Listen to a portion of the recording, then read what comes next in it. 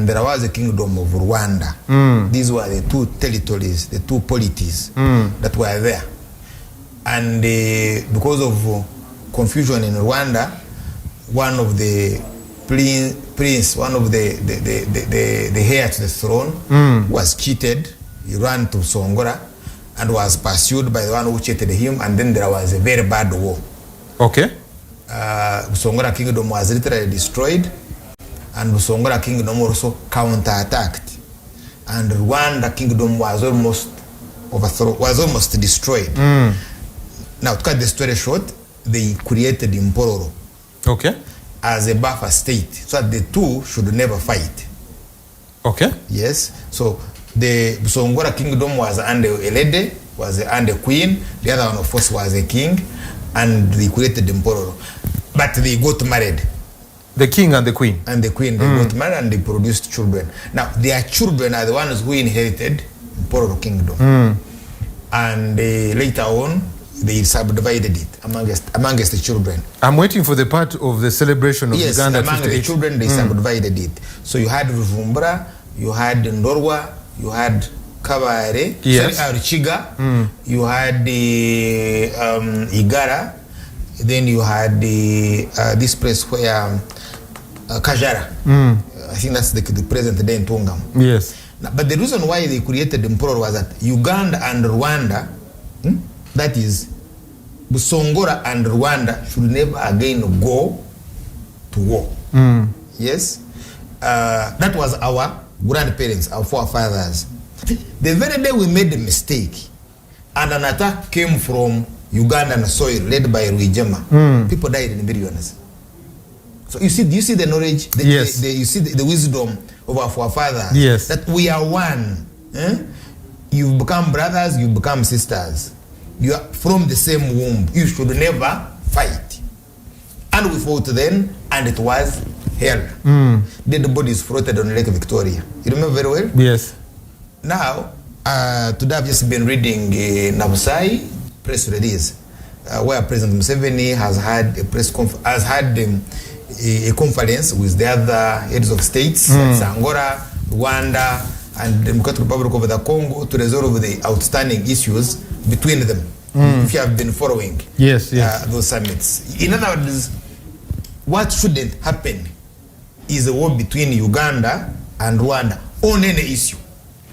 Because our forefathers saw that it would be a disaster. That's why you have civilizations around like Masaka. It's a Rwandese word for Sogam. You have Chibuye. You know Chibuye? Yes, it's a Rwandese word for Ibuye, meaning a stone. So we need to reflect on the foundations of us as a people, of us as a country. Yes. Are we living to those ideals? Are we living by those values? And if you do a reflection, of course not. We had the spirit of Ubuntu, that you are because I am because you are. Because you are, that is dead. Now you get stuck. In the villages, people will not want to push you. People now prepare to celebrate, to eat meat when others die. You don't really see the other spirit that we used to have before. To help you, to help myself. We don't see it. So 58 years, yes. But are we, what is our trajectory? That is the question. Are we on the rise or we are on the fall? And my view is that we are struggling with the fall. Is it a nosedive or it is just a fall? It's a nosedive. And what is your prediction of what the president will be saying come the 9th of October this week? Usual stuff. 1986. Usual stuff. Because Mr. Museveni doesn't say what he thinks. Mr. Museveni doesn't say what he knows. Mr. Museveni is constantly in a diversion. Why do you say he's always in diversion? Because I know him. I know what he does behind the scenes, and I know what he does here. What would be his diversion? So when you see him, if you follow what he does here in the open, you will be in trouble. What is the diversion? There are a lot of things that go on behind the scenes that they do not tell the world. They do not tell the country. Charles, what message would he be putting out that is diversionary come 9th I'm October? not saying diversionary. I'm saying, let me give an example. Yes. If we have got a prison, call it break. Yes. Like the one in Moroto? I'm talking about the one of Moroto. Okay. call it prison break. I can call it something else. Let's leave it at prison break. Prison break. If you're talking about accountability, by now we should be having all the facts for the so-called prison break. But the story is no more. Some other story had to be generated to divert us from that story. But it doesn't mean that Museveni is not working on that story. There are a lot of things going on. There could be arrests, there could be, you know what I mean, by people who are in management. But the nature of Museveni is that you will not have that in the media. You will not have the right story in the media. You will not have that in the media. But you will have some serious story to divert you from that, and then he handles it quietly. So taking me down this road, Charles, what is the real story? If you are talking about the head, remember the head that was brought as a gift for the speaker? Whatever it was, that story is gone. You won't see it. And that's why I'm looking for the truth, Charles. What is the story behind the story of Moroto? I was explaining to you that the nature of Mr. Museveni, very serious stuff that he handles, he rarely talks about it. And this is the stuff that concerns people's lives, that concerns us. But you rarely discuss it. And he will struggle his level best for you to be diverted into these things of Segirinya, Nupu, etc. So that is his nature. Therefore, when you see him read a speech that he is going to read, don't go for that speech. Look for the stuff he has not talked about, and it is what matters. So what is the story behind Moroto and the head that was taken to parliament? What's the truth there?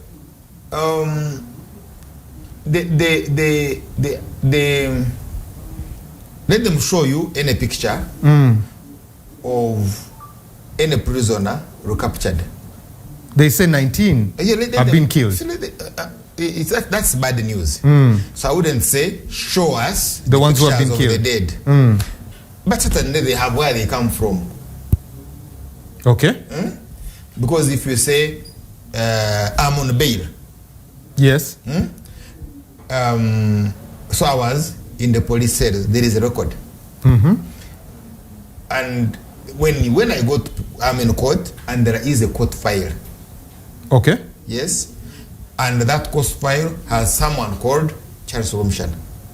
Now, when you go into prisons, then the record, there is also another record in prisons, which indicates Charles Rwomushana, Moroto prisoners, case number this, right?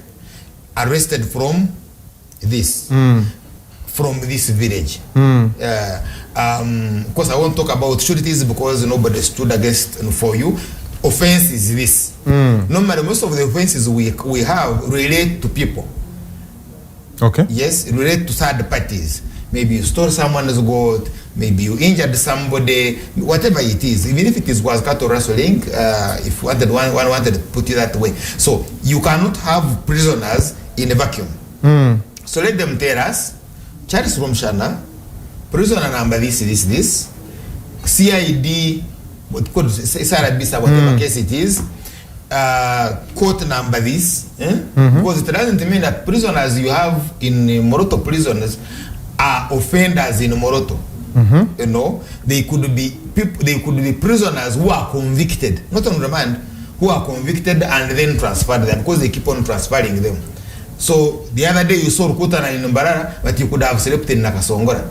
Charles, let them give you a list of those prisoners and the offenses they committed, and the villages where they came from.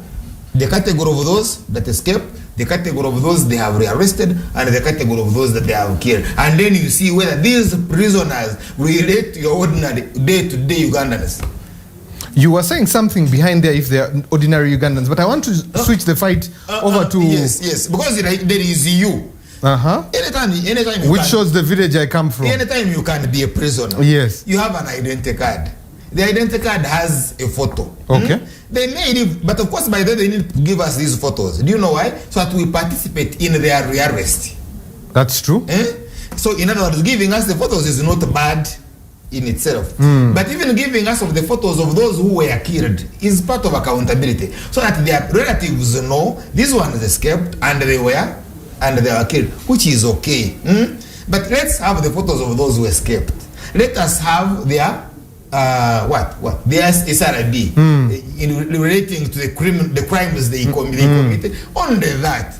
Charles, let's put a stick into you that. Can't have that. Let's put a stick into Moroto and the child. The so head. I'm trying to tell you, there is a lot of science. What you're telling me is that there is a story behind this real story. Huge story. And they are giving us the cosmetics we need to look behind. They are giving you zero. So let's switch a little bit. You have ordinary prisoners, and then you are chasing them with a gunship, and then they go to break through, to break an umbra, a military umbra, and they succeed, and they go with guns. No injuries to prison officers who are guarding them. You know, it's really amazing. The gunship and the questions you're asking are very patent questions, and I hope the people listening to us are able to decipher the truth from the lies that are there. But I want to switch it a little bit to what has happened this week. COVID-19. Has the government lost this fight? Because now they're telling us to do home care. They have put out a whole set of how to do home care. Has it lost the fight against COVID? We are at the stage 4. We are at 8,808 cases. Forget about the numbers, because they will never know the numbers. But we are at those are the ones tested and the results given here, but there are very many.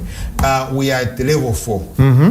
At level 4, I'm advised, if I'm wrong, you'll correct me, you can't trace the source. That's true. There's no trace, there's no tracking. Yes. It's very difficult to identify asymptomatic and also the ones that... Yes. And the hospital system collapsed. More than overwhelmed and collapsed. So has the government lost the fight against COVID-19? Was it in the fight in the first place? It did well in the first 50 cases because we had, at about 50 cases, we had all of them recovered. We shouldn't even have had a case. Because Why do you say we shouldn't have had a case? Because you knew in time, you looked at the country. And we have opened it when we're at about 100 and something. Now we're in 8,000. You see, because if you were serious, you would have looked at the country before any single case. Now But Charles, that's what happened. March 22nd, he locked the country before we got one case. By the time he opened, COVID had entered. Yes. But you looked at the country. So before you opened up, what was the situation? The gradual opening up, what was the situation like? The numbers were in 100. The numbers were rising. Yes. I'm talking about the numbers of the tested. Yes. And now you can never get the numbers because government does not test. It's you who meets the cost of 250,000 shillings. More than that. It goes 350 in some of these private clinics. You didn't know that? But also, if you have a family... what does this say about our health sector? If you have a family of 4, and you have a maid, and you have some extended family around you, call it 10, including guards, etc. So you have to pay 3.5 million to know your status. Where did we lose the fight of COVID? And how do we regain it? We didn't lose the fight because we were never involved in the fight against COVID in the first place. We were involved. The president spoke to us every week. You were simply doing PR. Just simply, I don't want, would the word showbiz be appropriate? I don't know. He was around. He was having some good time. But if he was very serious about... But he stopped the good time and stopped speaking to us. So I'm trying to say he got tired of the showbiz and decided to... He's relaxed. Because all that he wanted from COVID was to stop political competitors. Wow. And, those who are going to stand against him. Don't hold rallies, don't hold delegates conferences, don't consult as presidential aspirants who are supposed to consult. He got that, and now you can as well go and do your stuff. You can go and die. But now we have the rising in cases is sharp. We look at Trump has also contracted COVID. COVID is now in the community. You can't tell. I can't tell right now if Charles has COVID or I have COVID. No, that one we passed long ago. What I'm saying, Mr. Museveni never indulged himself in a COVID fight. The question Mr. Museveni was building ground to stop political competition. That was one. Two, the NRA was building ground to get supplementaries and cash to do campaigns. And they got it and they are done. Now the rest is how do you go back to your original position? So we are going to go to a stage where Tanzania and other states are. So let's move from COVID and go to what is happening now. Nominations are happening. Some mayors have been done. The local authorities have been done. We're going to members of parliament come next week, and we're looking at all that. But also we look at NRM has had cases of people that have dragged it to court. I see Sinjiro has someone who has dragged it to court. NUP has the same thing that is happening. What does this speak to the general elections that are coming? We don't have a general election. We don't have. Charles, why do you say we don't have a general election? We don't have an election. We have nominations going on. They were already the electoral process. We have an event. Where you are just having events. Charles, you're calling a national election an event. These are just events. People having a good time. You see, a general election is supposed to be what is geared towards a free and fair election. Fair and credible. Credible. Of course, you also add the other thing, which is peaceful. And that's constitutional. That it should be free is constitutional.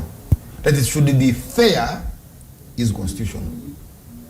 You get? Okay. Now, does what you call this election meet that criteria? Absolutely not. One, you're going to do a scientific election, which is supposed to be done in the media. But most of Museveni's opponents cannot access print media, most print media. The vision empire has locked out most of the aspirants. They won't talk about them. And it's a critical unit. The vision empire talking about New Vision, you're talking about its affiliates the country over. They won't. Total blackout on some of the candidates. I can assure you, I would have to. Are you saying they have denied you a platform to be able to? No, they can't. They can't. You see, I've worked with the Museveni system, so I know how it operates. They won't write about you, the good, write about you, the bad. Because if they do, then they proliferate you. And interestingly, the same goes to the Daily Monitor. I'm talking about the print media, where there is some liberal, some attempt at opening up is with TVs. TVs and the social media, of course, and they don't have control. But where SFC has control, like on the Daily Monitor and the New Vision, those who are very critical with Mr. Museveni, you can't have space. That's one. Two. Then how are they supposed to make this a level playing ground for you as a presidential aspirant? I'm telling you that it's not possible because Mr. Museveni doesn't want it. Two, and more especially with competitors whom he thinks can shake his base of Western Uganda. There you can't. Two, you are not having an election.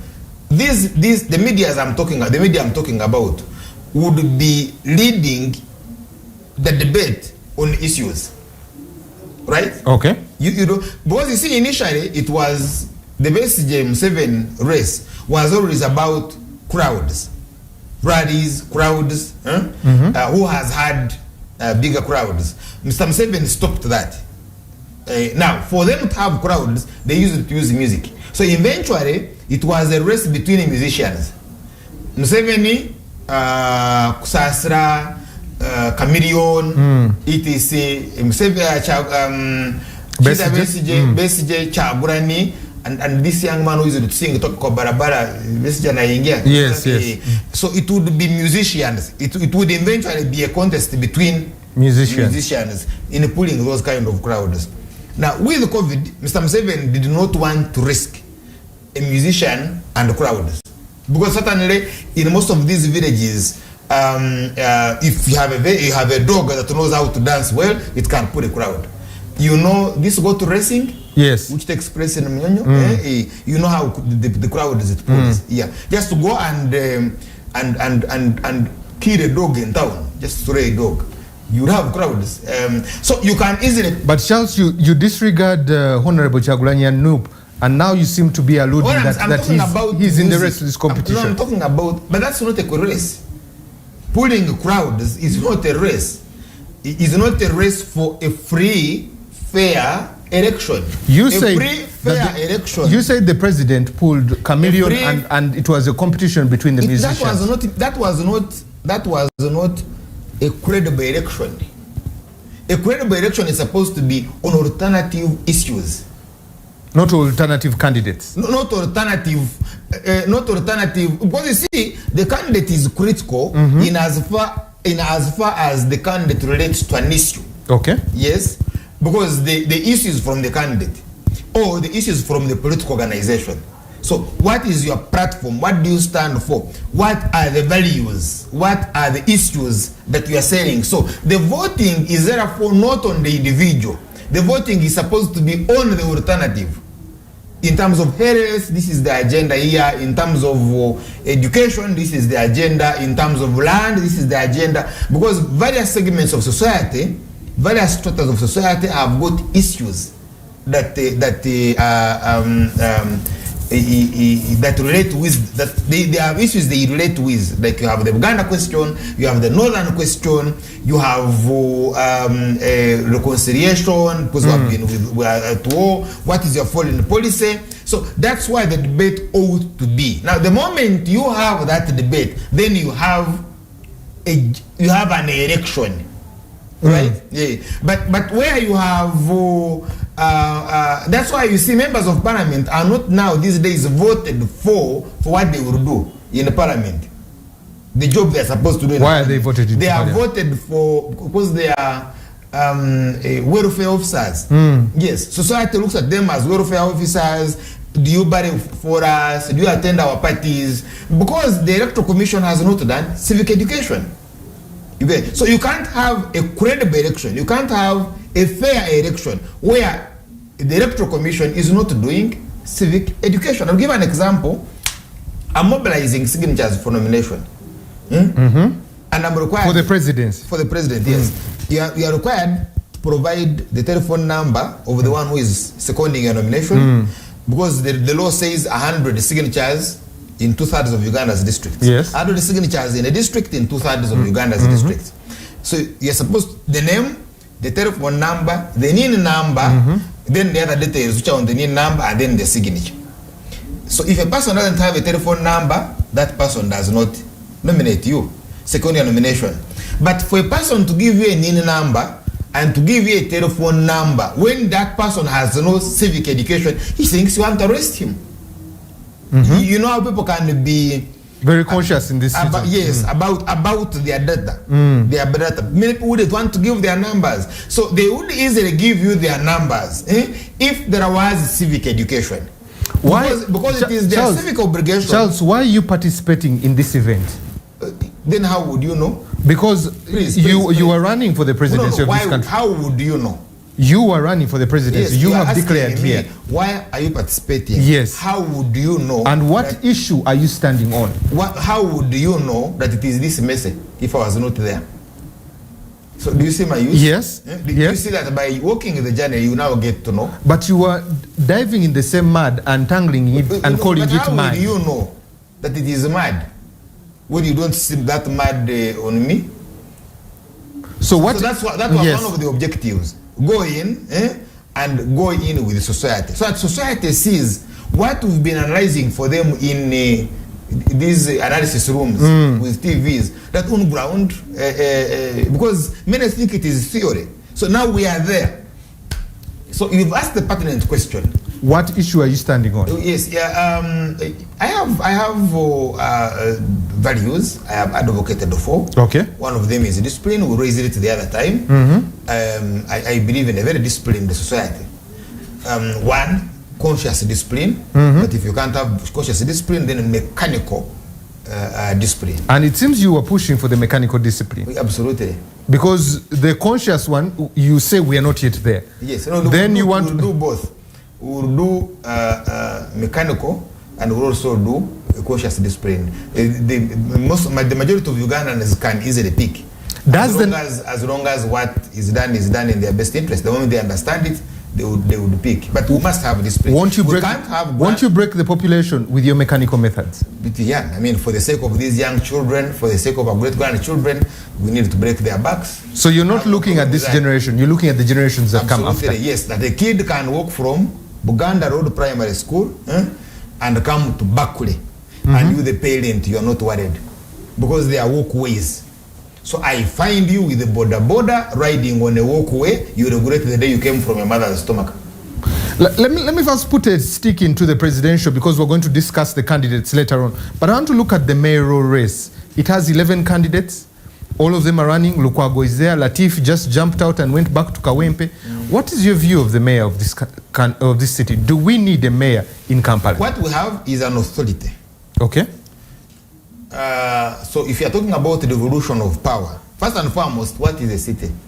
So a large gathering of people, large settlements of people. You are a city, you are a municipality, then you have a city council, you have a city a town board. So initially we are a city council. Then you have a municipal council, and then you have, now they've made it an authority. So a city council means you make a council, you the residents of it, to manage your affairs. Yes. Of course, this one is a city because it has a cathedral, right? Ordinarily, we would be like any other municipality or another city, but why we are a city here is because Kampala has a cathedral. It's what qualifies you to be a city anyway. But generally speaking, you are a large settlement, but capable of handling your own issues. In other words, you raise your own revenue, you provide yourselves with the necessary services. Which services? I am still questioning. So that's electricity, water, hygiene, education, security, health services. Yes. Health services. You provide them. But the lawyer, Rwomushana, the Lord Mayor is ceremonial. KCCA Act. Now, why do we need? Before we begin discussing those characters, let's first look at the mission. That you who are the residents of that city, you will take charge of yourselves, and you will provide everything to yourselves. That is why you are given autonomy, right? So the central government, the other government, will not now come in. That's why you can borrow money even from World Bank. You can borrow money from the other banks, the Exim, etc. You can sue, you can be sued, because you, the residents, want to take care of yourself, right? Yes. So how therefore do the residents of Kampala relate with the management? First and foremost, you have an IDP, an internally displaced people's camp. Kampala now is an internally displaced people's camp. Have you called our city an internally displaced Absolutely. camp? Why is it an internally displaced camp in your view, Charles? You see, which one is a village? Mine is both Mbarara and Busia. So, yes. Mbarara. Let's use the example of Mbarara. Rutoma. Let's go to the one I know of, okay, whatever. If you go in that village setting, a farrier is the one who will stay in the trading center if you are not doing business, right? A successful person is one who buys a piece of land and does their farming. That one is successful. But what makes the person who is doing business not successful? No, I'm saying if you are at the trading center and you are not doing business, then you are a farrier. If you sell your piece of land in the periphery and you come to buy a small plot of land in the trading center and you take to drinking and eating muchomo and pool and gambling, then in village, by village definition, you are a farrier, right? So actually we call them a mihiri. Now, but if you now go in villages, there is a high proliferation of trading centers. Now you need to go and interrogate what those trading centers do. A trading center in the village should be a collection of produce. Maize, coffee, etc. The produce of that village. Of that village. Or a trading center should be selling what has come out of that village. I mean produce, goods from the town. The matchbox, paraffin, that relate to the trading center. But eventually now these trading centers have become settlements. Right? Yeah. Because you failed, you have subdivided your land, it's no longer making economic sense, so you now go in the trading center. Actually, by the way, even others rent at the trading center in their own villages. Of course, that's corrupts. Now, life in the villages is more expensive these days than in Kampala. True. You notice that? Yes. So that means those who have failed in the village, who can't produce, run away. And come to Kampala. So they come to Kampala literally with no purpose. I came to Kampala because there was the service. And the service was Makerere University. I wouldn't come to Kampala when I was in senior 1 because I had no business to do here. I instead went deeper in Bugangari to do my senior 1 up to senior 4. I went to Mbarara High School because I was going for HSC, right? And I came to Kampala because there was that purpose to get education. You come to Kampala, maybe you have come for specialized treatment, which is Marago. Now, if you have come for those, then you won't be resident. Right, after completion of your school, then there is a reason for you to stay here because one, you have a job and someone is providing a service of accommodation. Now, but if you have come here because you have failed to produce elsewhere, you've collapsed elsewhere, and yet here there is no alternative for you. You are not doing business, you are not in service industry. But I'm going to sell my land and buy a border and ride it in this city. That is even worse. Because if you sell your land, an asset, and you buy a border, and the border can't self-sustain, cannot sustain itself, then you are in trouble. Most of them sold their land, they went into arcades, they bought borders, they did the second-hand clothing, most of those were burnt. You remember those series of fires, rent consumed them, etc., and they've collapsed. Now, the moment you collapse, someone must subsidize you. And that is the central government, which has also collapsed. So what you now therefore have in most of those slums, I've just gone through this hell when I was coming here, and you have thousands and thousands of people walking back home. Calculate their distance, 20 kilometers maximum. If it's 20 kilometers, you are talking about that the next trading center here is town. Wakiso, you are talking about Kawempe, Road, Kawempe. You wouldn't go to Cherekano where you get it. Those are the distances. So why you have now slums mushrooming there is because they want to subsidize their transport by walking. But the fundamental question is, what are they doing in town that we liberate them from those slums? But literally, it's not there. I'm hoping you're driving it to the Lord Mayor. How useful it is to this city. So therefore, what is the Lord Mayor managing? Because this is he managing? Because what is he supposed to manage?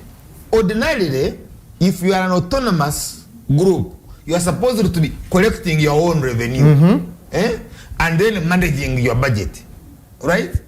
But you have a road mayor who will not want to tax. Isn't it the same thing you were talking about? The role of Lord Mayor being an event, because what is the purpose of the Lord Mayor to this city? What I'm saying, if you had a functional city, you who is a resident of the city, you should pay a tax. And then you manage yourselves, the authority, what you call the council, on how to appropriate that money, right? To give yourselves the service, the roads, the electricity, the water, the education, the health, etc. But now you have a road mayor who will be doing politics. So don't tax my poor. But yet the poor want the roads, want the electricity, so you now end up receiving what you would call grants from the central government. That is why the central government now says the ED, executive director, is mine. That's why the central government would say, subject your budget to parliament. That's why the central government would say, you are under office of the president. So isn't that the controls and checks and balances? No, you are not supposed to be controlled.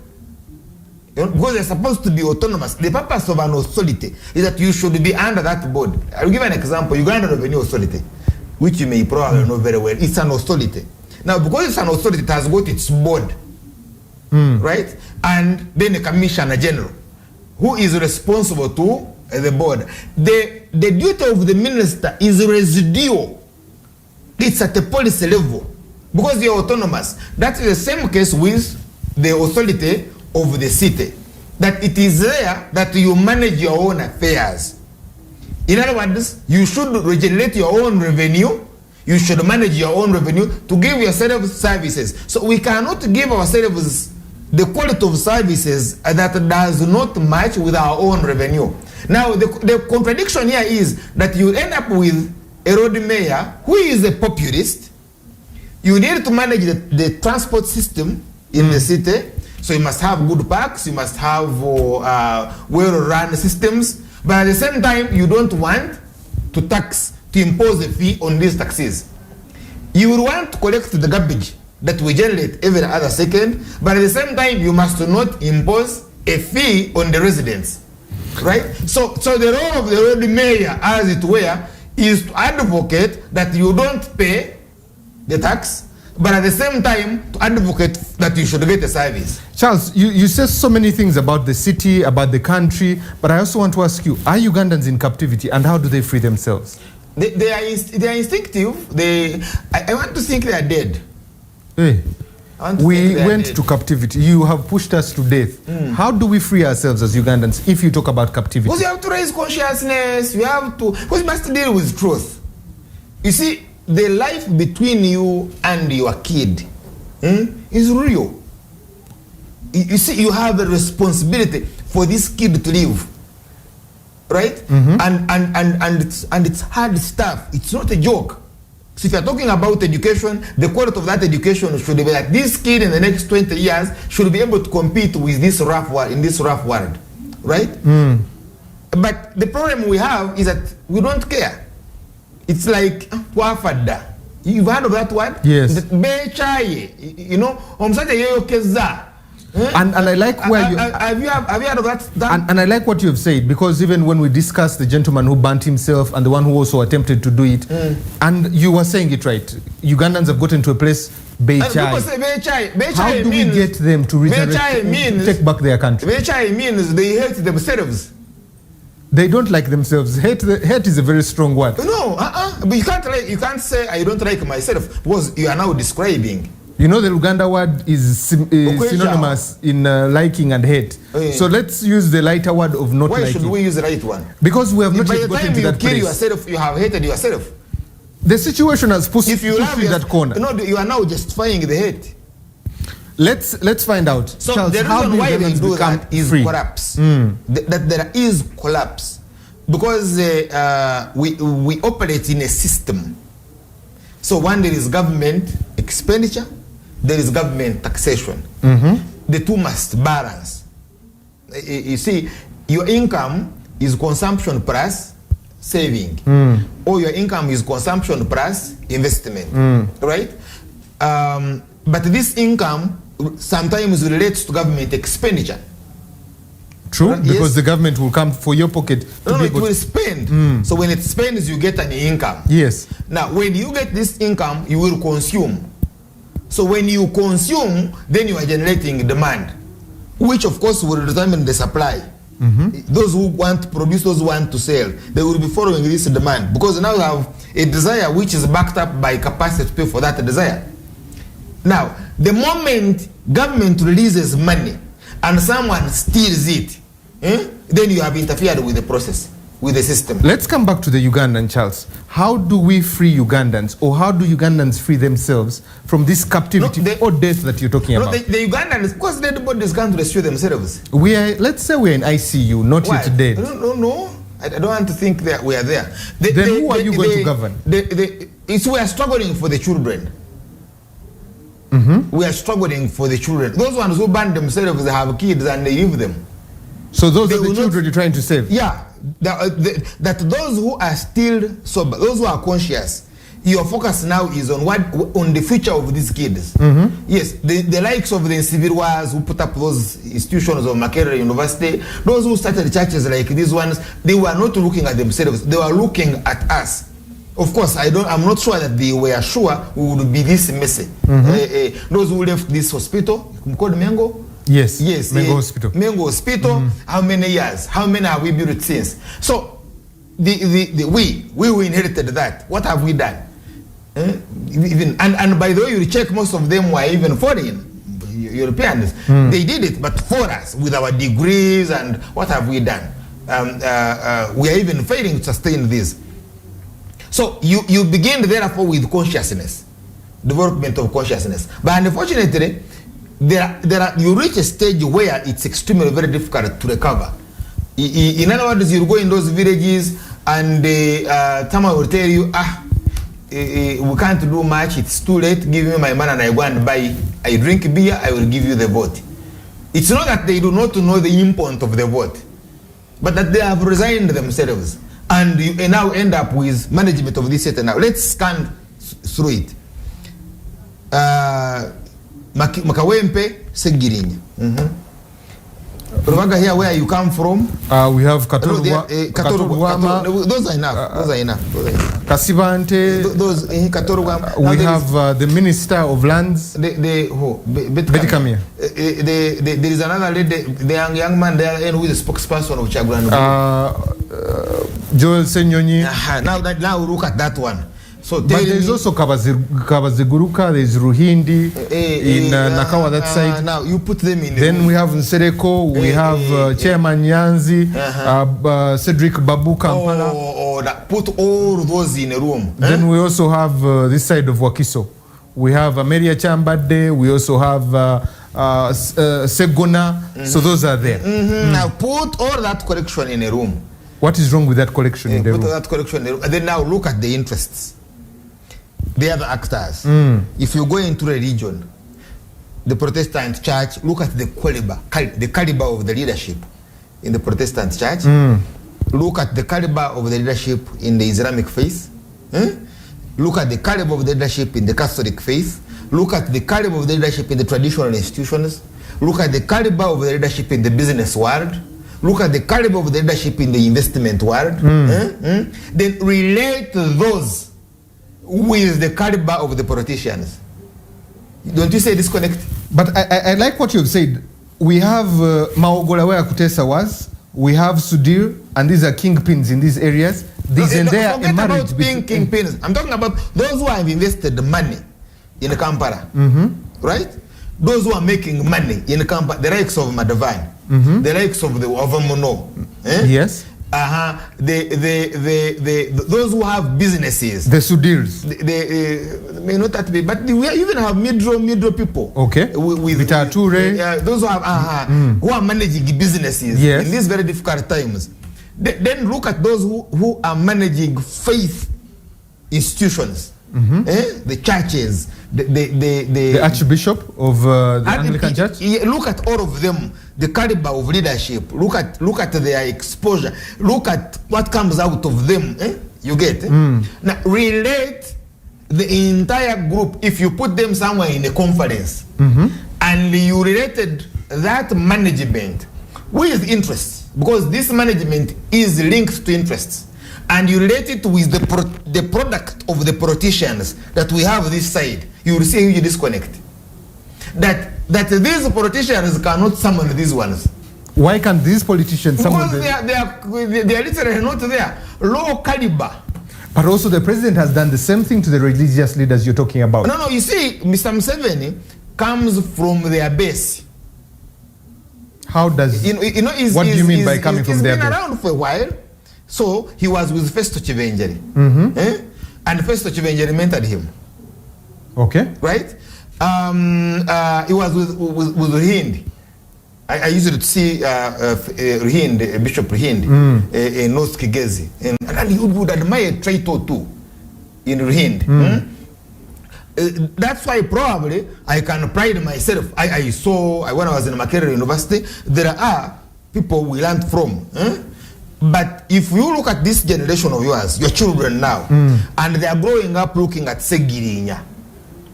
What is your problem with Segirinya? They are growing up looking at Katorugwama. By the way, even Chagurani, a bang smoker in Jag, smoke is going to be the role model of Rwomushana as a child. That is a problem. But Rwomushana, there has been a transformation from the banji smoker to now a person who... By who has done the transformation? Himself. No, you don't. You're saying no one can transform to become a better person. That's not how they manage society. But I didn't want to bring it to...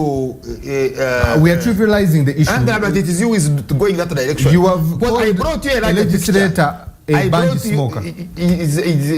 But he is. He's a former banji smoker. So let's respectfully... No. He's a legislator in our He parliament. can't be a role model for my child. And I've told you that Ruhindi, the late Bishop Ruhindi, was a role model. I would look to him You get? Yes. I would look to Dr. Adonia Tiberondwa. You know him? Yes. I would look to those. I would look to Dr. Apollo Milton Obote with his speeches. You get? Yes.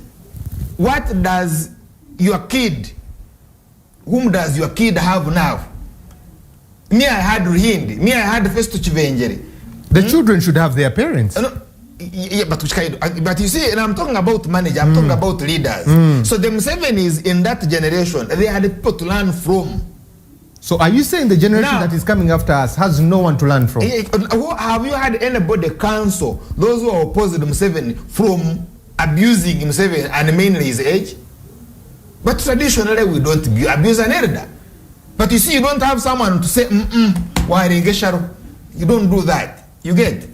Yes, but you see the likes of Shamuntu, if you've been around with them, you will see they have some minimal, they are a bit cultured because they had people to look to. You have put Mugisha Muntu, but I would also put General Tumkunde. He has pointed fingers and said very strong language against the president. Yes, but you see, and he's in the same caliber. But you as see, General you've Muntu. taken note. Haven't you taken note? Yes. Yeah. Why do you think you are taking a note? Why you say you are banding it up and saying that generation is doing well? Yeah, but at least you now can measure him and reprimand him, right? Yes. I won't measure your kid and reprimand your kid because your kid has no one to look up to. Rwomushana, before we even take a break. But the Raja Isa was looking at is that if you look at the same city, because we are all actors in the same city, and we are managers in the same city, the political class of the likes of Sejiri Nyaka Torubwama cannot convene a meeting of these guys, of the other segments I've told you about. Yes. Because they don't relate. You get? Here you have got you have drama actors, people just in drama. You know, can you buy a taxi now and put it on the road? Absolutely not. Because you want to relate with this taxi driver in the park and the conductor. But how many Indians have you seen with owning taxis? Well, the industry is in a mess. There is a category of people that is running this industry and you can't relate with them. But that is the biggest number and whose issues you need to be able to address. You see, if you're talking about the survival of Uganda, you don't talk about majority. Because the majority are in Kwechawa. And you need to get them from Kwechawa to Kweyagala. Oh yes, we are analyzing the leadership. And I told this today and they agreed that that's the mess the National Resistance Army occupation and Nakba generated.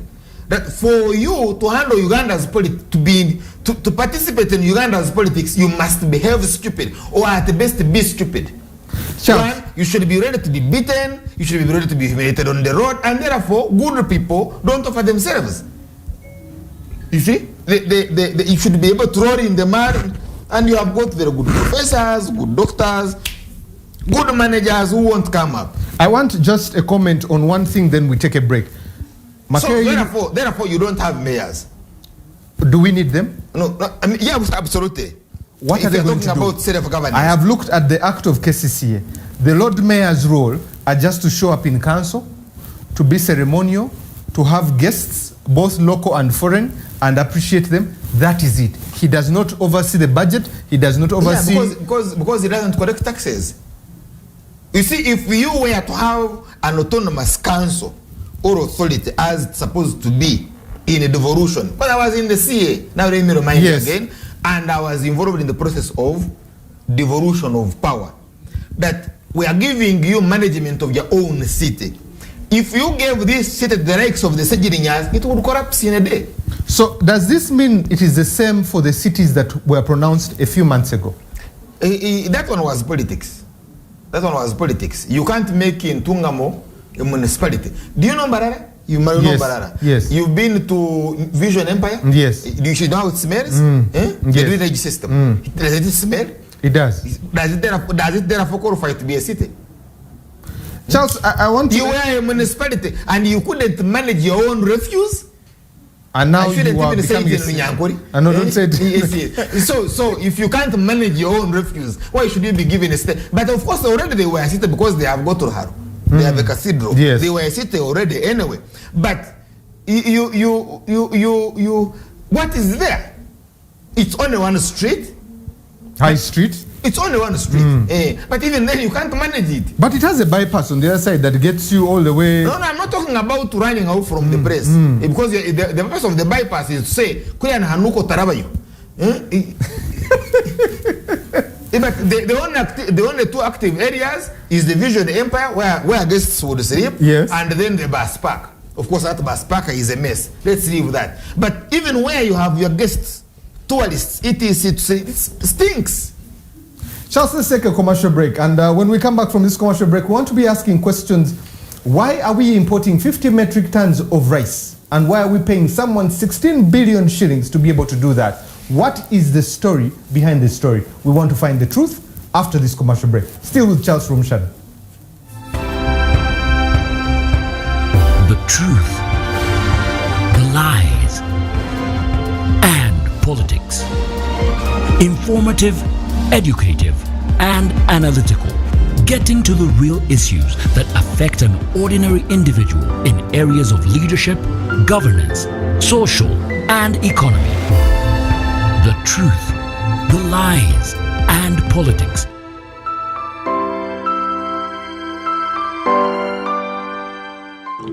God sent you to contact me. Yeah.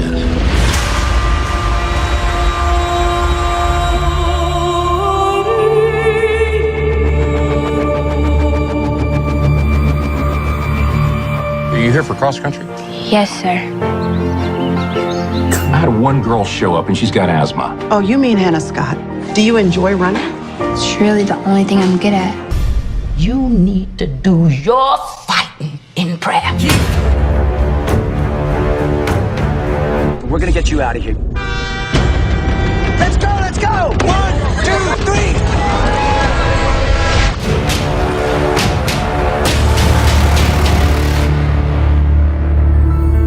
Spirit TV, a place for you. This Thursday on Spirit TV. Therefore, being justified by faith, we have peace with God through our Lord and Savior Jesus Christ. Join Apostle Grace Gibega of Phanerah Ministries International as he helps you understand the mystery of the Word of God and who you are in Christ Jesus. He says, come boldly to the throne of grace that we may obtain mercy and grace to help in time of need. For me, when I enter the praise of God, are you hearing me? I want to enter like Brakasatala, Sobrokotala Zupokotaka, Shibrakatalamakosika. This is the Holy Ghost praise through me. This and much more this Thursday, 8 p.m. East Africa time, here on Spirit TV. Your glorification is not a future experience. It is a finished work. This night, one name above all, one name above all others.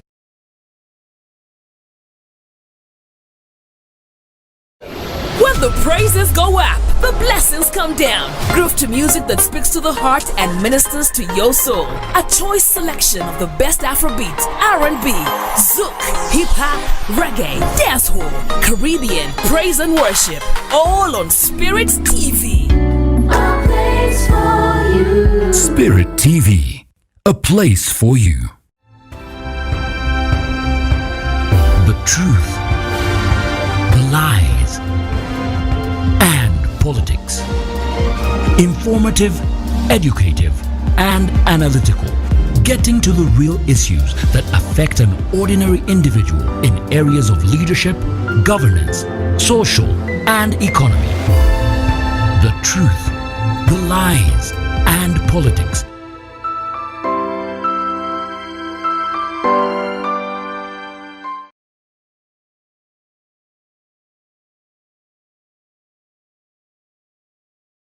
Back from that commercial break, this is the truth, the lies, and the politics. My name is Timothy Nyangweso, and I'm still here with Charles Rwomushana, a presidential hopeful, but also a political analyst. We have addressed issues coming from one of the issues, noob, independence, and all these things. But also, before we even get into what we're supposed to be discussing, Joshua Chiptegei will be running today at 10:30. I pray our prayers are with him so that he can be able to win the race that he has today. You should be able to tune in. It will be live on streaming on social media, so be able to tune in. Charles, let's switch it a little bit and be able to look at things that are happening right now. So we're going to discuss land. Why are we importing rice? Why are we importing rice? Okay. 50 metric tons of rice being imported. And looking at the Ministry of Agriculture, they say we produce 177,000 metric tons of rice. Consumption is 175,000 metric tons of rice. We even have a balance of about 2,000 metric tons of rice. Why are we importing rice? 16 billion, a tax waiver given to this person and this organization. I went to try and read about them to see if the company is registered. There was no information about it. Who is pulling the strings and who is fooling who? Yes, the war is much larger than the rice. No, than what you think. Okay. I've used it. If you have been reading, I've severally used the term Arnakba. What does Arnakba mean? You read about it? No. What does that mean? Social media. It's called the catastrophe. The Palestinians celebrate a day called the Arnakba, the Nakba Day, the day when the Israeli state was formed and then their land was taken. So they call it the Nakba Day. It's a day of catastrophe. And I'm trying to raise consciousness of the Ugandan population on the catastrophe that we face, which could even be worse than the catastrophe that those Palestinians are facing. So you have a Chinese who is in rice growing. Yes. On Katonga Road, Rukaya. And is destroying that swamp that is supposed to filter water into Lake Victoria. Because water that is muddy should not enter Lake Victoria. Yeah, it should be filtered by the swamp. Naturally. Yes. And it is what this Chinese is destroying. Now, this gives you a larger story. Then the Doha irrigation scheme. This gives you a larger story. The larger story is that 60% of arable land in the whole world is in Africa. True. Yes. And if we did our act well, we would be able to produce 80% of the world food. So in other words, if you're talking about 3 billion people, India and China, just the two countries, if we fed them, would be super rich. Now, these guys are looking at our arable land, right? They are not looking at us producing food to export to them. They want to come and produce this food here themselves and export it to themselves. In other words, this is how they want to seize our arable land. That because we have arable land, whereby they wouldn't even need to use fertilizers, irrigation, etc. The Congo Basin is very virgin, Central African ground is very virgin, those equatorial forests. So they want to come here. Otherwise, our states should have empowered our farmers, produce food and export to India and China and make money.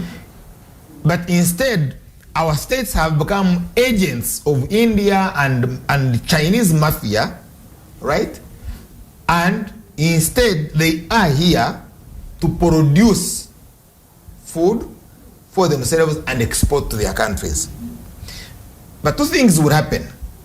Is that tax exempt or with taxation? No. Look at the philosophy, look at the principle. Two things would happen. That when you neighbor their farms, you will be a pest and you should be killed. Why? Oh yes, because you are a pest. How are you a pest on your own land? Yeah, that's philosophical. Because the other guy has cows, has three, they are fenced, and his battle is a tick. But you also, you are a cause of disease, so you will die. And that is the complication of the dynamics of plantation agriculture. That if you do not protect your own population against the dynamics of plantation agriculture, they cease to exist. So how do we protect ourselves? So if you go in Americas, the Red Indians, the Aborigines in Australia, they were all wiped out. You get wiped out. Charles, are you saying that Ugandans are about to be wiped out by the Chinese? Just give it 50 years, 100 years to come. Some of our species will not be there if you do not correct your act. Because the one who has come to farm here looks at you as a pest. you are a danger to his crops, you are a danger to his animals. Because he wants purity when he's exporting it back. Now, you know what we call dumping? Yes. Things you don't want, you throw somewhere else. No. That you export goods, sell them to ground that was likely to be your competition at prices lower than your own domestic prices. Yes?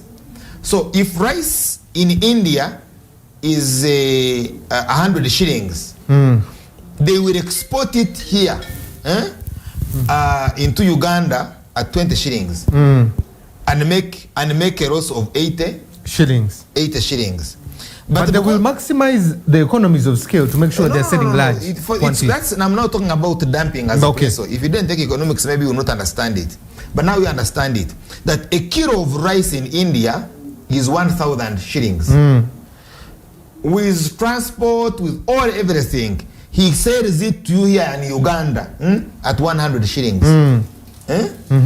When you look at it, he has lost 900 shillings. But because he has sold it to you at 100 shillings, a farmer here, if you are selling this market, at best, you would sell it at 800 shillings. But there is a competition of 100 shillings. You get? So this local farmer collapses. How do we protect that local farmer of 800 shillings against such? You have first to understand the principle of dumping. That the other one produces rice. His intention as of now is to destroy your local capacity to produce.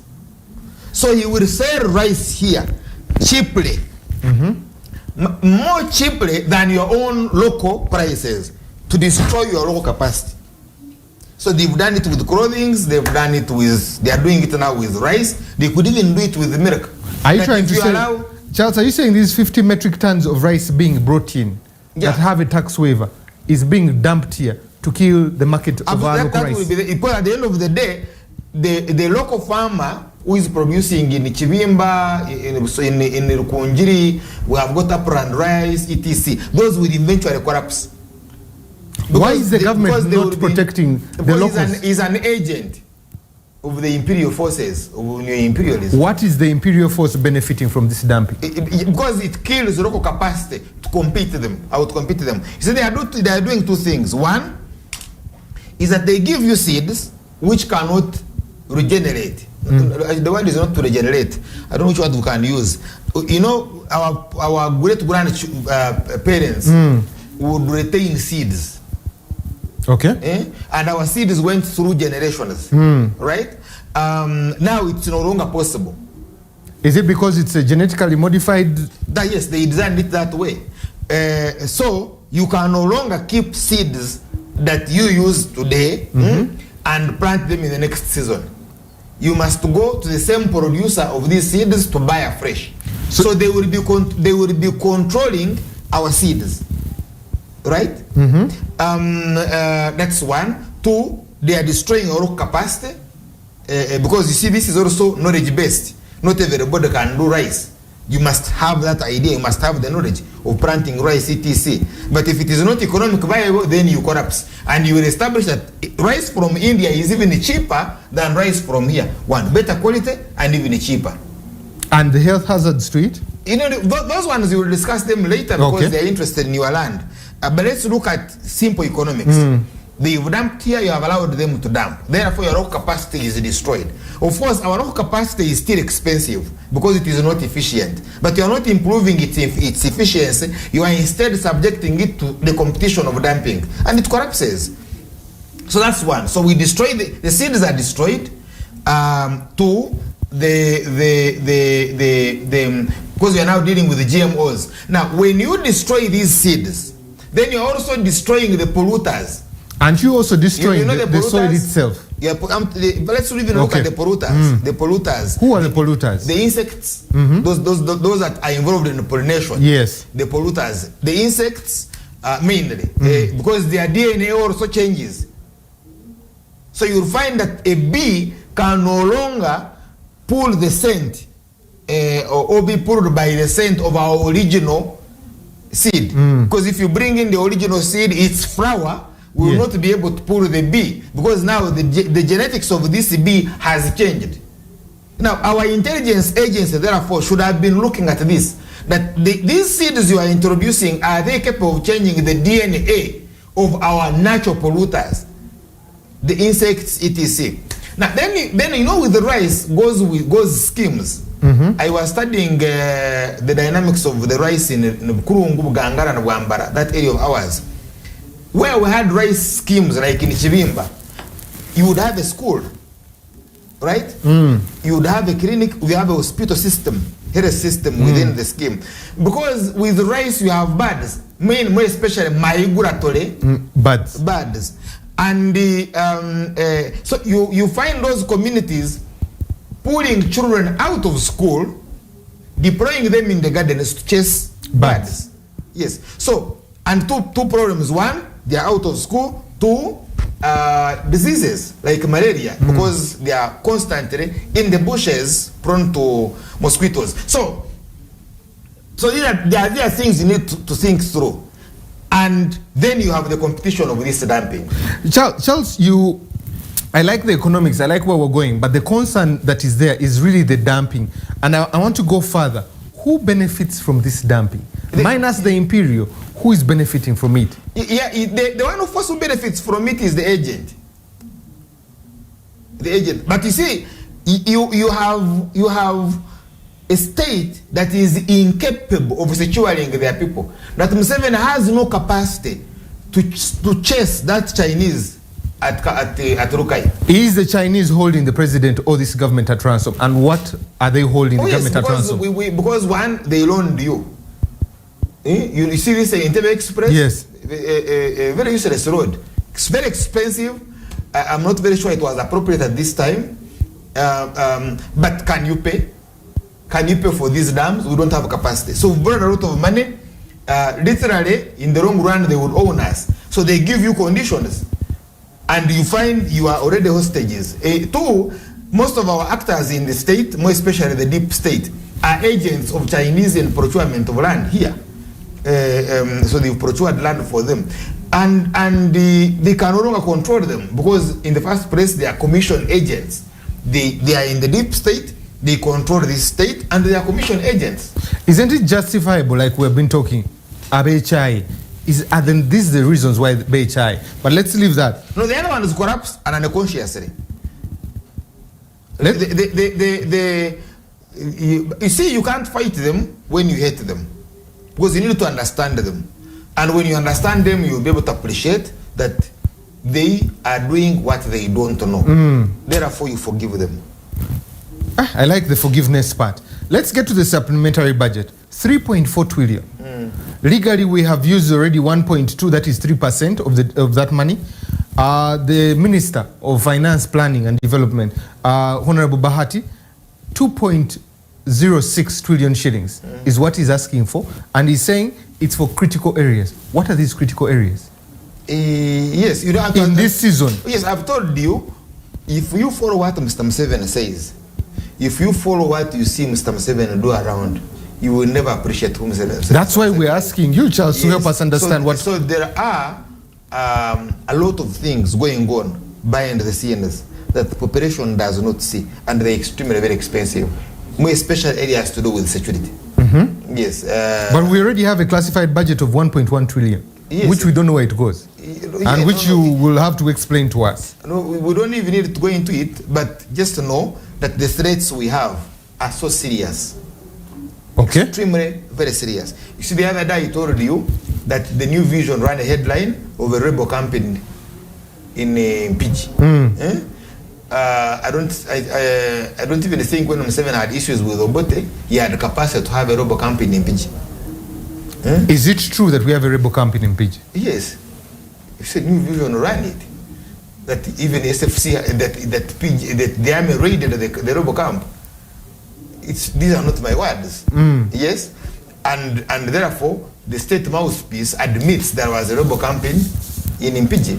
Led by who? That's a complex dynamic. Okay, but I'm saying you have an admission that there was a rebel camp in Mpigi, and I'm saying even when Museveni was at war with Obote, in the other years before 1983, he had no capacity of having a rebel camp in Impiji. That is a few kilometers away from the city. Absolutely. That's what I'm saying. Then you had an attack on safe houses. You remember? Yes. That safe houses were raided. And there was an attack on police stations. Those ones are small. But do you know what it means? That safe houses have been raided. Now, don't ask me who did the raiding. Now, all of these relate to national security. And there is a lot that relates to national security that Mr. Museveni doesn't tell you, and all those require money. You see, by the time you see a state more than 30 years old augmenting its security with LDUs, then you know there is a problem. Charles, let's leave the security part. The 3.4 trillion shillings, they say about 160 billion for job creation, and also they want to increase the budget to be able to combat COVID-19. Yet they have sent us to our homes. What I'm saying, money for jobs, it is you could have budgeted for it. Nobody would stop you budgeting for But the jobs he's talking about are borders, saloons, restaurants. Yes, they can even What jobs are you doing? They can even be to do with the space exploration. It's okay. Who stopped you? We just got a plane, now we're going to space. What I'm saying, they could even do relate to space exploration. They could even relate going to the Mars. They could even relate going to the sun, right? But who stopped you from budgeting for it? You see, with the supplementary, you are talking about the unforeseen. Yes, that you are talking about releasing money for what was not foreseen and therefore included in the budget. That it was not foreseen, it is now there, and it's an emergency. Because it was not foreseen, it was therefore not in the budget. But Charles, I need clarity here, especially for the people that are viewing us, you and I. Job creation was not foreseen. COVID, by the time we budgeted in May, was not foreseen. If you go by this, then you get trapped by the lie. So what is the truth? The truth is about the survival of Museveni's state. Okay. It is under serious threat. Under security serious. threat. Now, just let the threat be general. The threat can be wind, it can be a flood, it can be, you know, remember the angel who killed the firstborns? It can even be that angel. The angel of death. The angel of death, for those who have not done the Passover. But you know that it is a huge threat and it needs a lot of money. But you want to know that threat because Mr. Museveni doesn't account to you. Let me stretch and he is not a fool. Let me stretch it further. How prepared are we for cybercrime?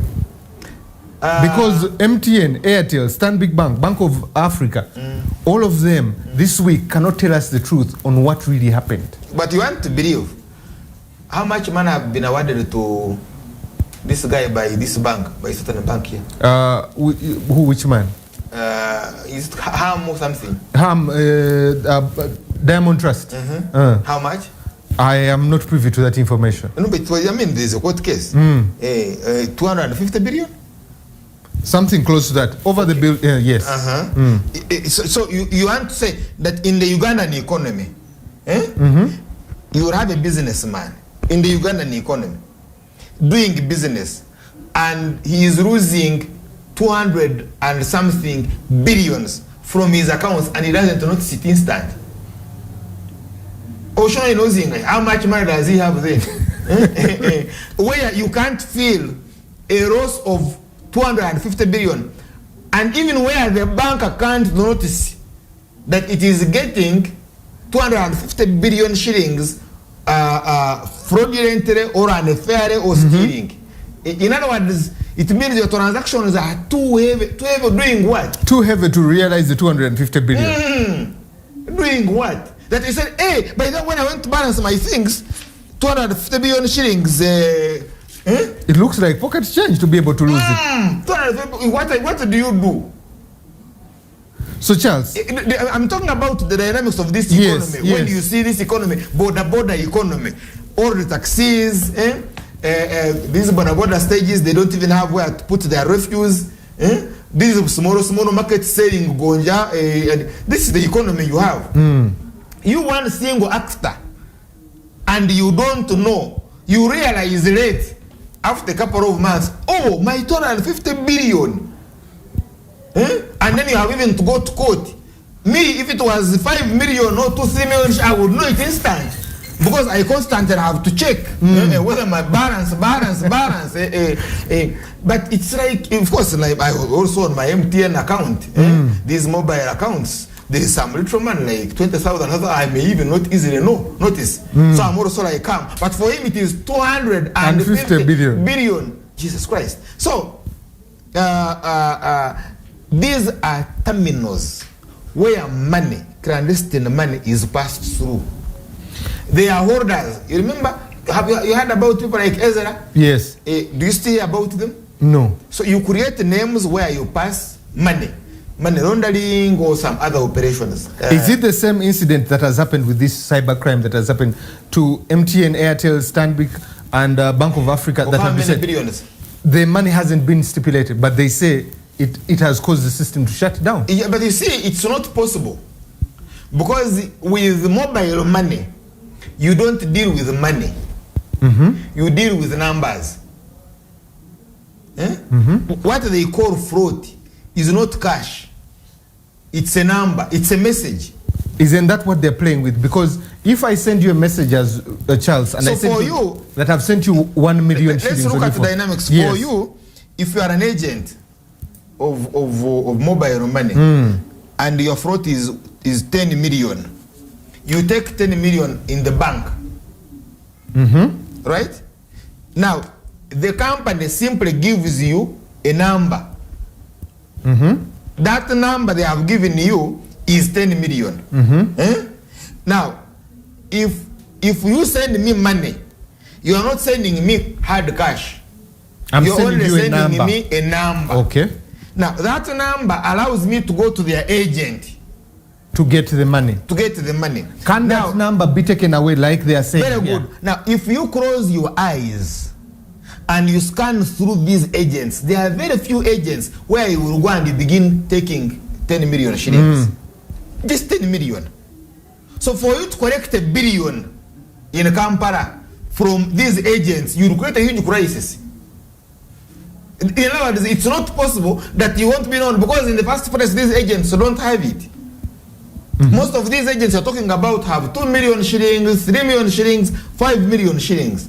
Those ones who don't have, who have shops like kiosks on the sides of the road. Those ones are in small money. Yes. If you withdraw if you went withdrawing $500,000 or even $1 million, you will get a crisis. You will see someone wanting to go and borrow from another one because their float is small. Right? So the likes of the Tatures, those who are agents, is why maybe you can go and withdraw 1 or 2 million. But if it exceeds, then you will create an alarm. Of course, you also have other dynamics of security. So there is therefore no way that you people will plot and move huge sums of money without destabilizing the bank. It begins with the bank, because for you to have a float of 10 million, you must take hard cash, 10 million into the bank. Yes, and that bank is controlled by Bank of Uganda. You have the reserve ratio. Yes. That as soon as you take 10 million, 6 million is taken to Bank of Uganda. As reserve ratio. As a reserve ratio. So, you know, it's a complex system. Now, therefore, for it to happen, it must involve very many. And now you need to go and check those. Now, my view is that the best method of distributing money the country over for primaries of NRA, occupational Nakba, is through mobile. Let's take through mobile. Let's go to and I think this is why they were hit. Let's take. I needed to study it. But these stories they are telling you, no, they don't make sense, because I've given the dynamic. Yes, and I have had the dynamic, and it makes a lot of sense even with the security. But I want to go further into the money. The road that is being made in DRC. The road is going to cost $334 million. Uganda is contributing 66.9 million. Why are we constructing a road, and why are we being told it is for trade? What is the truth why we're constructing this road? Are we paying back for the minerals allegedly stolen? And I'm told you see, when you see this agreement, is our pipeline viable without oil of Congo? This pipeline of France, you saw an agreement. Yes. Do you know the contents? No. Yeah. Now, if you can't understand, if you can't appreciate the contents of the agreement of 7 signed with Total, you will never then understand the road with Congo. Is it available for people, for the public to be able to read the contents of that agreement? It's available to the owners of Uganda. You are not. You are not among them. I thought every Ugandan is an owner of this country. You are an alien. You're occupied. You're a property. You're owned. But if you get the agreement, if you have capacity to get the agreement, then you'll be able to appreciate their dynamic, the entire dynamic. That this pipeline, because we are now at we're at the decision making. There is a term they use at the decision taking a decision. What they call investment decisions. 2, those investments are irrevocable. The moment you have put a pipeline, it has no any other use, and you can't withdraw it. Right? Okay. Yes. That is 3. 2, each element depends on the other. So 1, it's called upstream. Now to dig up.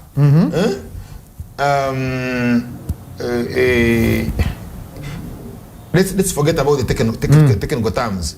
That for you to mine out the oil, you must have where to keep it. Yes. And to keep it relates to refining it. So we need a refinery. Yeah, you need a refinery. Now, and to refine it, you need the pipeline. Okay. And to have the pipeline, you need electricity because it's waxy. So you need a dam. Now, to have the dam, to have the pipeline, and to have the mining, what you now call the mining, extraction, you need some other infrastructure, airports and roads that can carry those heavy machinery. So you have to invest in those, and you don't have money, so you have to borrow money for those. But why we now critical decision. So you borrow money before money is released by the bank to do a refinery. The bank would be interested in whether you have given licenses to extract. But this one who is going to extract cannot extract unless he is sure there is a refinery. Okay. For him, before he invests money in extraction, he must be sure that the one for refinery is ready. And yet the one for the refinery is saying, have you issued for the extraction? Right? Yes. But the one of the pipeline, if the moment he puts up a pipeline and there is no extraction and there is no electricity, the pipeline is redundant. And remember, it is borrowed money. Charles, so now, all those areas they have given to you, they are linked. But is our oil viable?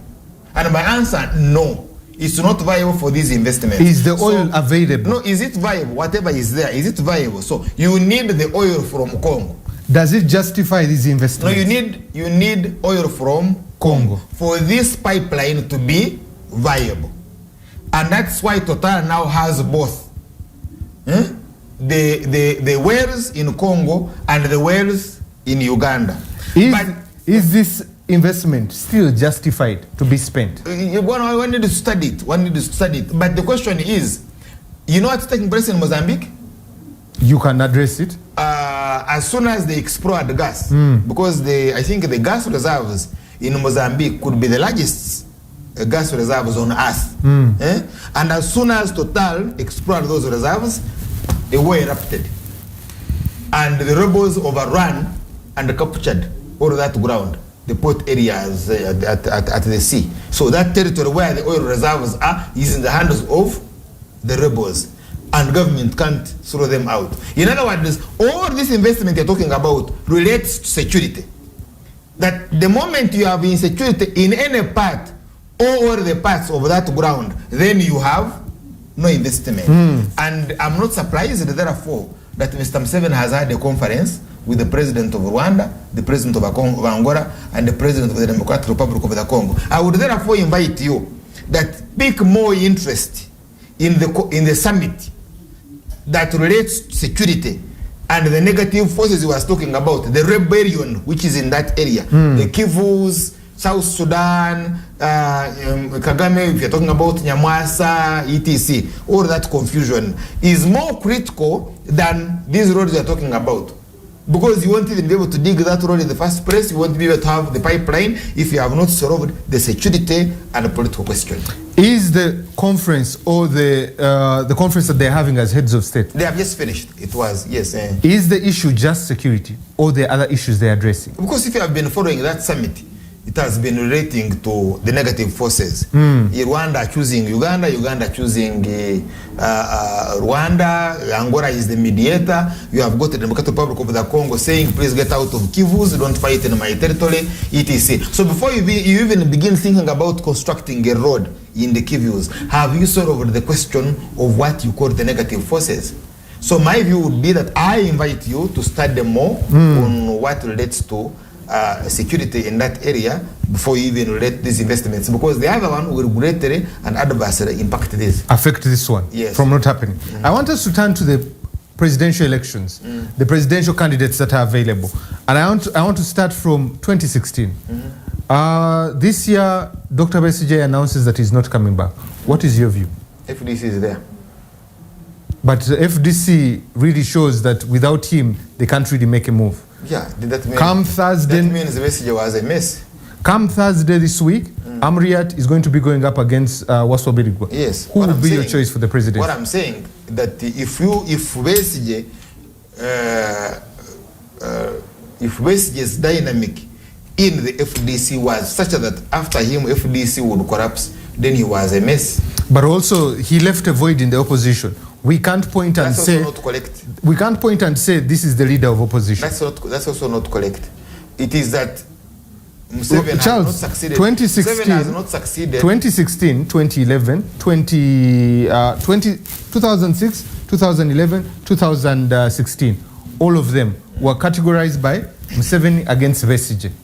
Yeah, this year, who can we say is running against the president? Because even Besigye was not running against the president.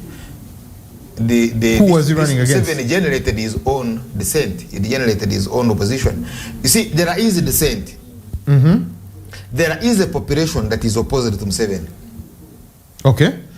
This population that is opposed to Museveni is not generated by the so-called opposition leaders. Who generates it, Charles? Issues. Like these critical issues you are raising, none of them ask you to raise them, but you get concerned as a Ugandan, and when answers are not available, you become a dissenter. Charles, 2006, 2011, and 2016, there are no issues that Dr. Besigye addressed. His vindictive message was the president should go. What I'm saying, Besigye is a product, is a creature of Museveni. Besigye is not a creature of Uganda's descent. Isn't Besigye a descent of desire by Ugandans for change? No. The Uganda's descent was even there before Besigye. Semogere got 25%. 1996. Yes. Yes. The massive rigging notwithstanding, still there was 25%. But in 96, the president enjoyed a majority of the Ugandans. No, he didn't enjoy anything because we were under a movement system. We had not, Museveni had seized the state in 1986. For more than 10 years, there was no election. There was no dissent. Nobody was allowed to oppose him, right? And he had destroyed the existing state of UPC. Now, but the Democratic Party still put up a show. Even when elections were not, even when political party activities were not allowed. Now, one of Museveni, his political commissar, yes, Kizza Besigye, comes and gets around 30%. Mm-hmm. Yes, from 25% to 30%. A 5% increment. Yes, then you can't say he's the leader of, he has made this. But everything he said between 2001 to 2016. Let's not be simplistic. Okay, the position of You've opposition. seen that there was a dissent. Yes. Around 25%. Right? Semogerere, because Tverondo, the letter Tverondo stood down for Semogerere. So it comes 25%. Semogerere rallied behind the Besigye. Besigye was a national political commissar of the National Resistance Army. Besigye is the one who formed the NRC, the National Resistance Councils. He's the one who constructed them. So Besigye was literally the NRC, the National Resistance Council. And the only addition that comes with him is a 5%. Right? So you cannot therefore say that this increment, you cannot therefore say that 30% is Besigye. But he got the 25% that Semogerere had and topped it up No, to 5%. I'm saying that the dissent was there. Okay, So we all dissent has grown by 5%. from 25% when Semogerere was around to now almost for 20 something years, it's now going too close to 40%. Which is natural.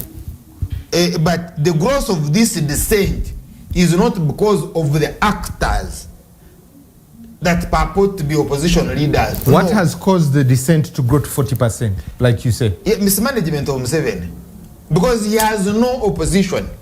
Museveni does not allow opposition. So you don't have any organized grouping of people called opposition that goes on ground to mobilize population. They are not allowed. Shouldn't we give Dr. Besigye credit that he did his part and he decided not to continue fighting for the dissent and move away? I'm trying to put the debate to another level. Phase 9. You know those, you've seen high those voltage wires, powers. High voltage, yes. That there is a dissent. Dissent is probably around 40%. But that there is no, but that the actors in the so-called opposition are not responsible for this dissent. Instead, they emerge to take advantage of this dissent. The dissent needs a leader. Wasn't Besigye the leader of this dissent? Not correct. That's also not correct. Leaders take advantage of this dissent. And because the state does not permit you to organize, so you have got huge dissent, but which is not organized. You have said it rightly. It is not organized dissent. Doesn't this dissent need a leader to organize it to get it somewhere? To organize, yes. To make it, no. Because most of the opposition, most of the dissent that you see around is because of the weight of Museveni. It's out of his weight, it's out of his mistakes that there is dissent. The dissent is not as a result of the rise in the consciousness of the mass as a result of the political actors in opposition. The political actors, is there a vacuum in this dissent that it needs someone to organize it and take it forward after Doctor left? Yeah, that's why the problem, even before, because when Doctor didn't do anything. That's what I'm trying to say, that Mr. Museveni has been successful in blocking the proliferation of the leadership of dissent. So you only had Dr. Besigye as an actor, dramatist. The man is in prison. He has suffered. Yes, it is mainly to have sympathy of those who are already in dissent. Right? It is not generating the dissent. Isn't this... Now, when he emerges, he does not address the issues that generate the dissent. And it is deliberate. Mr. Museveni and Besigye deliberately do so, so that they do not relate with this dissent, because when they do so, there would be an uprising that would throw away Mr. Museveni. When do we leave the personalities and get to the dissent, the issues you were talking about, and address these issues? Oh yes, I will give an example. If you go to Ntungamo, there is a dissent. But the moment you start saying, okay, let's go to Nyabushozi, certainly there will be dissent. They have issues. The moment you start saying Museveni Mbi, people will say, In what way? Because you are starting with negative energy. Right? Yes. Now, because of CMG, you never CMG, the revival mission, positive energy is very heavy in Western Uganda. Right? Okay. Yes. And it is such that don't bring your hate, don't involve me in your fights. So either you talk good about yourself, or if you talk bad about the other person, the evidence must be overwhelming. But the bad about that person should not be what is bad about you, bad to you. It should be to both. So you are now dealing with a farmer who has his maize, who has his own banana plantation. There is a school in the vicinity. There is a small hospital around. And you are saying Museveni Nambi. But he has no market for the maize. He can't put value addition on the maize. So and those are the issues that are causing the dissent. So if you came and you came on those, they would listen. Who of these presidential candidates is able to organize the dissent, including yourself? And because you have no access. You have no access. Mr. Museveni will not let you go talk to the people in Nyabushozi on the question of ticks. Or on the question of these acaricides that can't kill ticks. He won't let you. You get? So he won't let you to go to Masaka to discuss the corrupt cooperative society. But Mr. Museveni will let you go to abuse him. If you are going to abuse Museveni in Bushenyi, he will let you. Then why are we having an election? Because if you are saying these presidential candidates cannot organize themselves for the dissent. If you are to hold a meeting in Ntungamo and you are going to discuss GMOs, you are going to discuss those things that relate to the future of their children, the corrupt education system, Museveni won't let you. But if Mr. Museveni is very sure that you are going to hold a meeting to say Museveni Nush, that Museveni you see is foolish, Museveni will allow you. Because he knows the nature of the audience. So that's why he generates himself, his system, his security, his media. They proliferate an opposition that is so empty that cannot relate with his base area. So most of those guys who were in the opposition, the likes of Majaka Zora, you remember? They were all obliterated in the West. You see, you can only then oppose Museveni in the West, but within the NRM. So you stand against Rukutan. Because if you are going to stand against Museveni in Ntungamo, you must be on issues and produce evidence that brings Museveni on the scene of crime, and he won't allow you. So if the many independent NRM-leaning MPs have decided to become, like Rushen, like she has decided to become an independent. Yes. Isn't this detrimental for her to be able to come against the president? Yes, with you see, she can't come against the president. Because if she's to come against the president, she can only be allowed to insult him. And not talk about the issues. If she talks about the issues, she will be criminalized. Destroyed, kabisa. And I've gone through this. So, therefore, when the message is saying, again, reforms, you see, Museveni there allows. If you start your drama around, I'll give you an example. Chagurani has burnt tires in Kamuch.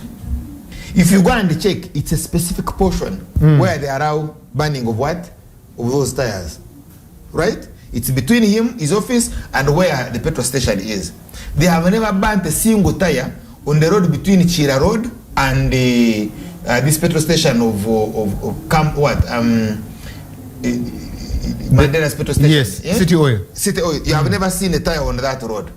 Now, if you go and look at yes, because the ones who burn tires are security. Charles, are you saying this for a fact that security officers in this country are burning tires? Yes. Masquerading as should NUP. you join and you are not part of them, then they follow you up. profile you. So they are always the first on the scene to do the burning of tires. That is why when they are dispersing them, they disperse them gently. But if you were an alien and you burn a tire on Museveni's road, if SFC does not snipe you, Jesus Christ. So you see, but then the headlines will be, oh, they are burnt tires. Where? On whose road? What hope do Ugandans have? If you were saying these presidential candidates, none of them can be able to organize this dissent. We don't have an election. We have a dissent, but we don't have an election. So, therefore, if you are to have an implosion, if you are to have an explosion or an implosion, it would be a disaster. So, which of the two is likely to happen? An implosion or an explosion? Will it happen within the NRM? And how will it happen? An implosion. An implosion. You can easily have a huge implosion. How is it likely to happen, Charles? What? The implosion. I mean, Obote is not here. Obote had stifled opposition of Semogereri. But there was insurgency in Luero. And it created hell. Javier Arman had stifled opposition within Rwanda. But he couldn't stifle Rwigema. So, that's the danger if you mismanage dissent. In Kenya, they suppressed dissent during Moi's time. You remember? Yes. By the time of Kibaki, etc., and all of a sudden Kenya exploded. People started killing each other. Are you saying the only way the dissent and the issues that are hurting Ugandans are to be solved are by an implosion within the NRM? No. I'm saying if you don't manage, and we have already reached that stage, we have failed to manage dissent. Right? Is dissent about to explode on its own? Yeah. And who will emerge as the leader of this dissent? It's a question of weeks. Who will emerge as the leader of this dissent? No, because this dissent needs a leader. You should be concerned with the list of those who will be the first to die in the dissent, not those who will manage it. Because it's like a glacier. Because it's like an avalanche. It kills.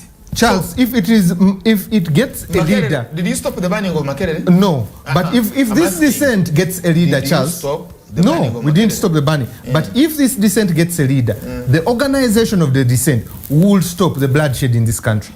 But you see, Museveni does not allow that. Because Museveni is stuck, is a prisoner of his old game. His old game has been manipulated dissent by imposing on this dissent a genetically modified opposition. Are you trying to say all these presidential candidates, yourself, Kabuleta, Mugisha Muntu, Honorable Kyagulanyi, are all just a manifestation of what the president has allowed to be? When there is a vacuum? Yes. And we all know that nature does not allow a vacuum. There is a vacuum. Yes. And because of the vacuum, you now have presidential aspirants. Yes. These are not organizations. Please, mark my word. These are not organizations. Therefore, we're not talking about organized dissent. You have individuals propping up as aspirants. But if you look at how Mr. Museveni's media is performing, it is proliferating a specific group of them who are genetically modified. You want to say everyone here who is everyone? Most of the people that you're talking about here yes. That one I know for a fact. Are genetically modified by the regime. That one I know for a fact. How are Ugandans able to choose who will lead the dissent that is there? But you see, Ugandans are not going to choose.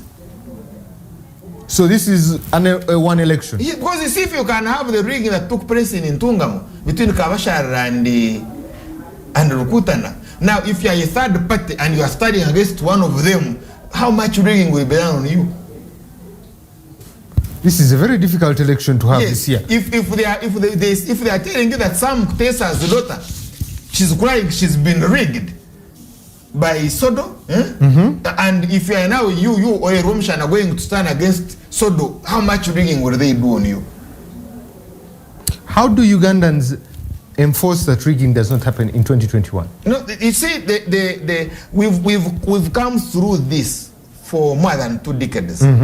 And in my assessment, we've reached a limit. It's going to crack. It's going to explode. And I think that's the reason why Mr. Museveni needs a lot of money to manage this. So it's becoming too expensive to manage. That the dissent has gone underground to explode. Rather than burn themselves, they want to burn with him. Rather than someone pouring petrol on himself and burn himself, you have men who want to burn with him. You see, by the time you have someone cut off a head of a kid and bring it to parliament, those are complex dynamics. You have already said the cracks are showing and the implosion is about to happen. The question is, how do we safeguard this country that it does not get the bloodshed? It's not possible. Charles, we need this country to be safe for the generations of the children that are coming after. You see, there were revolutions in France. Amina was overthrown by Tanzania.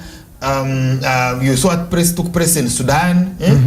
Because the religious leaders talked to Mr. Museveni to have a national dialogue, he was stubborn. He remained recalcitrant.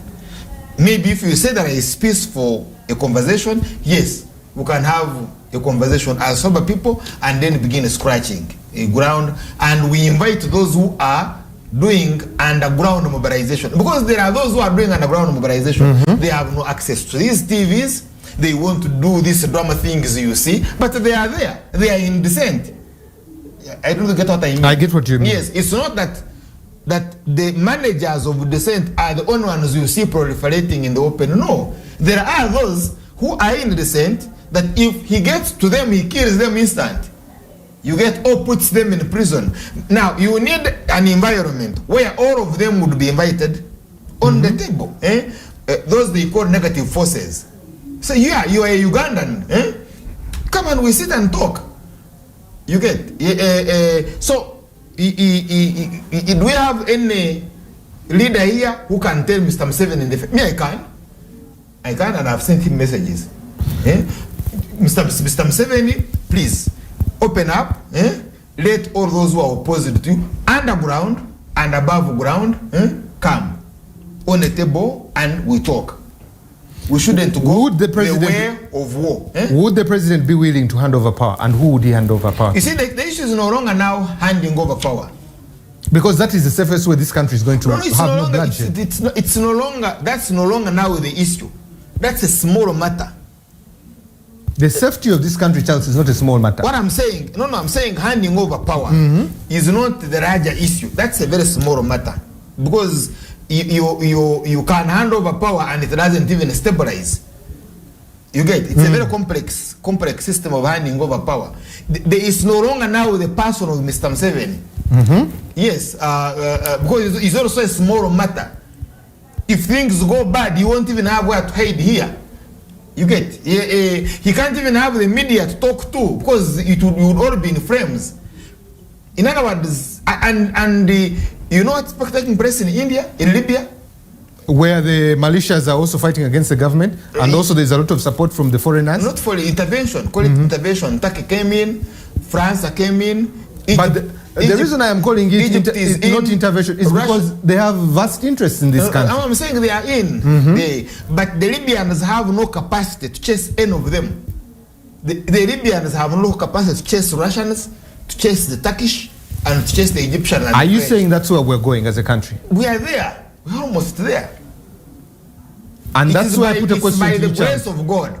It's by the grace of God that has not happened today. How do we avoid it to become Libya? It begins with Mr. Museveni.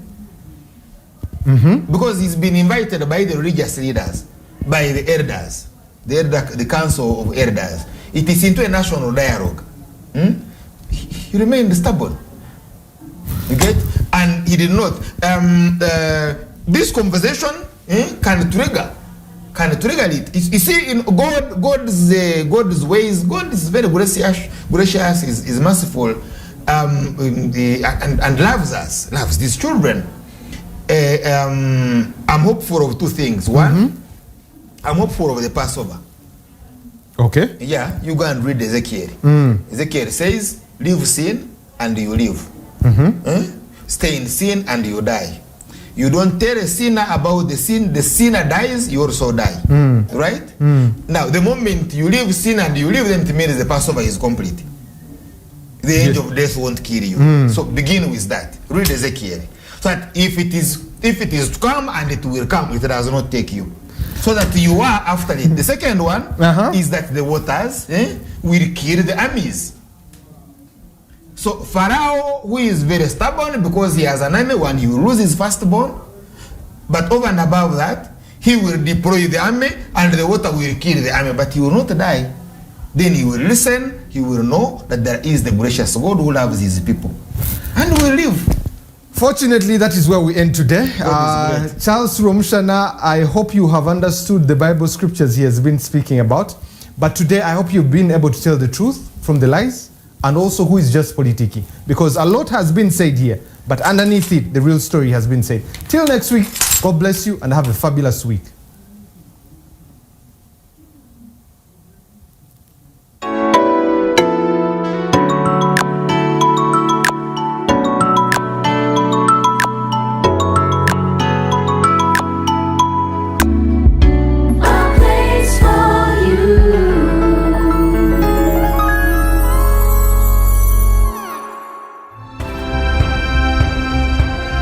The truth